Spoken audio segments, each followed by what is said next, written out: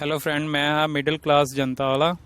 अगर ਤੁਹਾਡੇ ਵੀ ਕੋਈ ਬਿਜ਼ਨਸ ਦੀ ਇਨਕੁਆਇਰੀ ਜਾਂ ਵੀਡੀਓ ਵਗੈਰਾ ਅਪਲੋਡ ਕਰਨਾ ਚਾਹੁੰਦੇ ਹੋ ਤਾਂ ਮੈਨੂੰ ਆਪਣੇ ਈਮੇਲ ਐਡਰੈਸ ਦੇ ਉੱਤੇ ਸੈਂਡ ਕਰ ਦਿੱਤਾ ਜਾਵੇ। ਠੀਕ ਹੈ, ਤੁਸੀਂ ਆਪਣਾ ਉੱਥੇ ਮੋਬਾਈਲ ਨੰਬਰ WhatsApp ਦੇ ਨਾਲ ਸੈਂਡ ਕਰ ਦਿਓ ਤੇ ਮੈਂ ਤੁਹਾਡਾ ਜਿਹੜਾ ਵਾ